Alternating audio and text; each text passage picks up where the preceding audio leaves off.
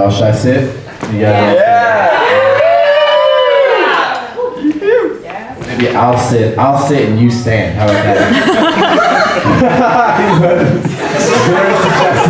Very suggestible crowd. How are you guys doing? Good. I'm tired. Thanks for asking.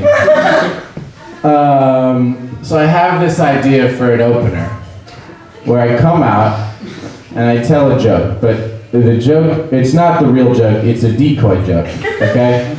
It's a setup disguised as a joke. We're all following so far?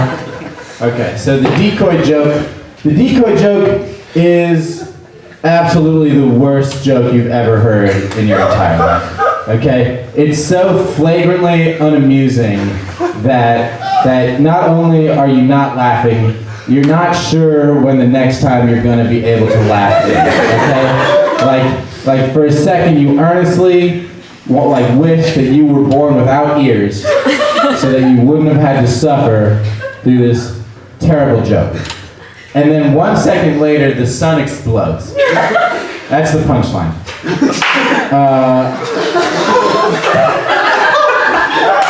And the joke is that have you guys get the joke? The joke is that all of a sudden, the decoy joke doesn't seem that bad in comparison, you know? I mean, in a way, it's almost a good joke now, comparatively, you know? Compared to the imminent death of you and all your loved ones. You know? You might even think back fondly on the memory of the joke as a happy pre-apocalyptic memory. But I'm not going to tell the joke because it never works. Reason being, I just can't get the timing right.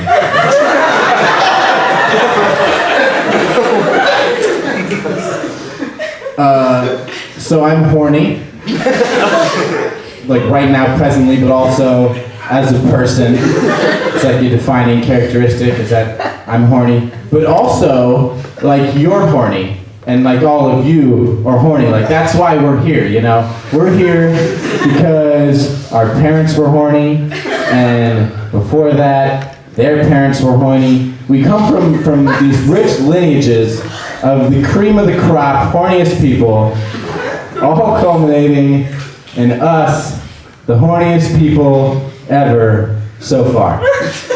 Round of applause for yourself. You're all very horny. I'm so horny that I can barely pay attention to class. Like it's almost like a debilitating condition, you know? Like I feel like it should be legit to go to your professor and be like, look, I couldn't write my paper because I was too horny. I feel like that should be understood.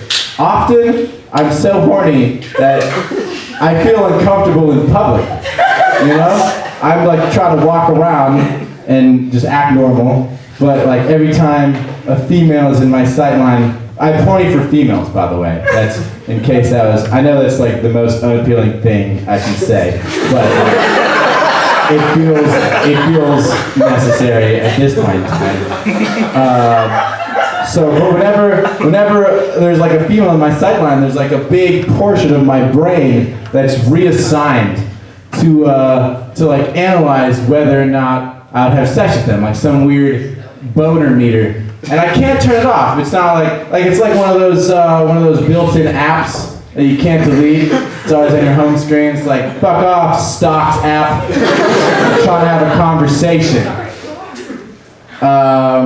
I'm not great at conversating. I'm especially bad at eye contact. You can probably tell I've been like staring right here. I think eye contact is rude, and this is why I think it's rude. Because if I'm making eye contact with you, like that's what I'm doing, you know, that's the main thing I'm focusing on. I'm focusing on looking at your eyes, and I'm focusing on making my face look attentive. And I'm nodding. I'm trying to do that. And then you stop talking, and I have to apologize because I was trying so hard to look like I was listening, and I heard nothing you said. Absolutely nothing went in. I think status quo should be both of us are kind of glancing at each other's left knees. Right here, down and away. That's the sweet spot. I don't have great social skills. There's one time, ha ha ha ha ha.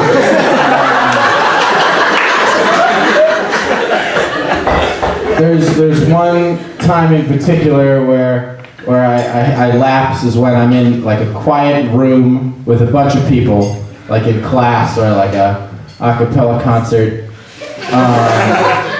Why is that funny? There's like a bunch like here, like all the time. Anyways, so when I'm in this big room and everything gets quiet, all of a sudden I have this this really strong impulse to not scream racial slurs, which, to be fair, is a good impulse. It's just not a very helpful one, you know? Because like I wasn't really worried about doing that, but now that I'm thinking about it, it seems like kind of a real possibility, you know? I mean, you've seen me for like 2 minutes. It kind of seems like something I would do, you know?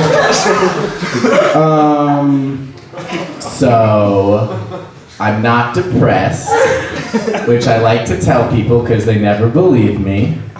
And that's kind of fair. It's a weird way to pose something, you know, like just throw something out like, this isn't pertinent at all. Don't worry about this. Like if I walked up to you and was like, I'm not gonna kill you, you wouldn't be like, oh, that's not suspicious. Like you take that with a grain of salt. But that being said, I'm not depressed. I don't want to kill myself. And I know that because I've thought about it. Don't want to do it. Weigh the pros and cons. You know, on one hand, the world's going to shit. Our president is Donald Trump, and I'm insatiably horny. But on the other hand, I like really love my mom and pizza. And there are other factors. I'll say that. But I don't want to kill myself. And it took. The decision took like more than a minute. But it wasn't a close call, and that's normally fine as long as I don't become like a firefighter, because firefighters are put in a lot of high pressure, life or death situations, and I'd have to react very quickly. But I would start weighing things, and I'd be like, well, on one hand, and then at that point I'm dead. So that's the darkest joke of the set. I have only one sales dollar left, but it's a silver sales dollar. I'm gonna stand up. Is that okay? Is that too jarring? All right, I'll ease into it slow. Okay, I'm gonna sit on here now. Oh wow, that seat's open. Should I sit there? Yeah. Your joke there? All right, it's not gonna reach.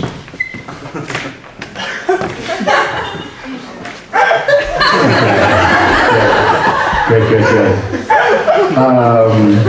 Don't you think it's suspicious? Don't you think it's suspicious that toiletries have nothing to do with the toilet? Don't you?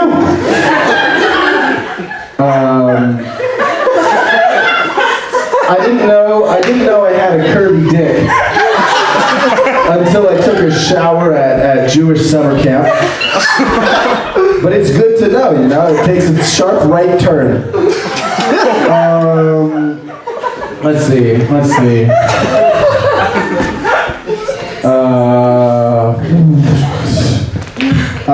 When gun rights advocates argue that guns are a tool, I get worried that they're not using their guns right, Because in my mind, a tool is like what you build a shed with, So are they like trying to assemble IKEA furniture with like an Allen wrench and a Beretta?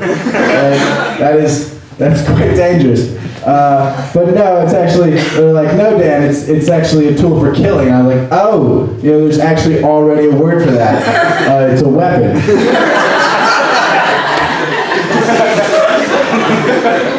You just said it really confusing.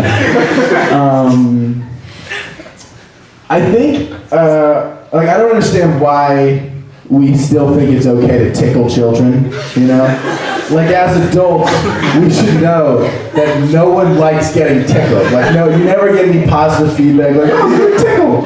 No one ever says that. No one ever asks to be tickled. In fact, most kids protest when their parent decides to turn into the tickle monster. By the way, how do we let that shit fly? The tickle monster? That's what we want to teach our kids? So I think it's really funny that pooping is one of the it's like shit.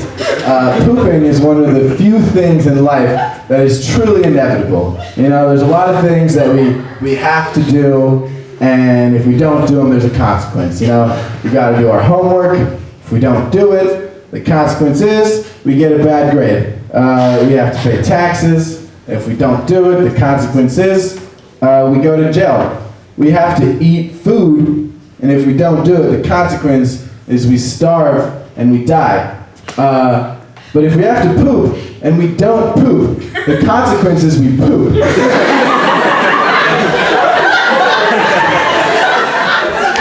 Even if we die. Thank you very much. That's my set.